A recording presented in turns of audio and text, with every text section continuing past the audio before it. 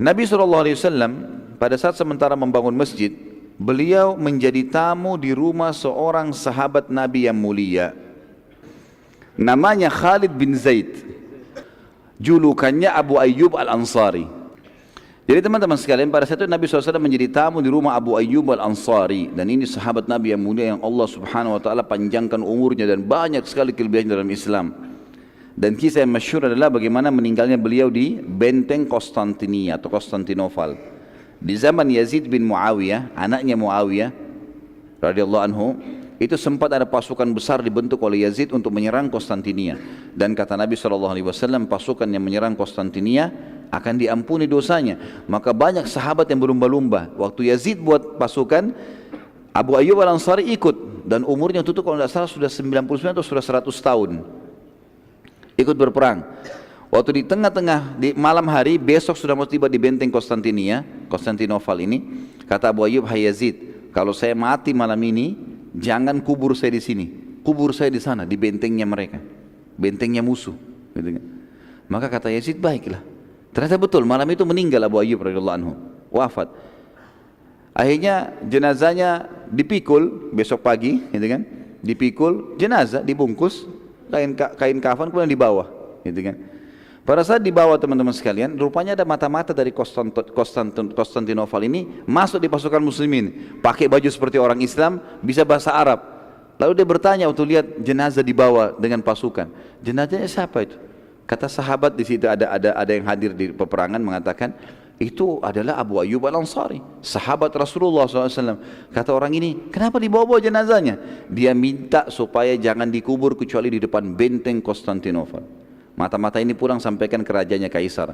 Dia bilang, kita susah kalahkan umat Islam. Jangankan orang hidupnya, orang matinya saja mau berperang. Itu salah satu kisah beliau pada saat akhir wafatnya, gitu kan. Baik, Abu Ayyub Al-Ansari radhiyallahu anhu menyambut Nabi SAW dengan gembira, karena ternyata rumahnya beliau di samping masjid, gitu kan.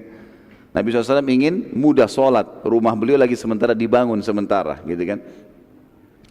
Maka Abu Ayyub Al-Ansari pun mengatakan, ya Rasulullah, rumah kami 2 lantai, kami ingin anda di atas supaya anda tidak terganggu.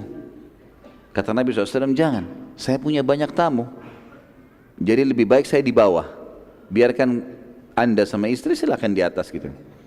Abu Ayyub Al-Ansari susah menolak Nabi SAW, baiklah pindah ke atas, pindah ke atas. Begitu pindah ke atas, ternyata zaman dulu sama dengan sekarang lah. Kadang-kadang kita kalau mau tidur kita siapin air putih ya. Cuma rumah orang seperti saya katakan tadi dari tanah liat. Kalau lantai 2 biasanya dipasangin potongan-potongan kayu ya, yang disilangkan kemudian ditaruh di antaranya tanah liat. Jadi bisa ada di antara tanah yang bisa jebol itu semestinya, gitu kan. Baiklah. Yang jelas Abu Ayyub Al-Ansari menyiapkan 1 teko air sama istrinya, dan waktu itu lagi musim dingin. Maka tumpahlah air tersebut, tidak sengaja tersentuh oleh Abu Ayyub Al-Ansari, tumpah, basah kena lantainya. Lantai bukan kayak kita keramik sekarang, bisa tembus ke bawah. Dan di bawah Nabi SAW ini. Maka Abu Ayyub Al-Ansari radhiyallahu anhu majma'in sama istrinya, semalam suntuk tidak tidur. Lagi dingin, selimutnya dipakai untuk keringin tanah itu, supaya jangan kena Nabi SAW tetesan air. Begitu luar biasa mereka memuliakan baginda Nabi SAW.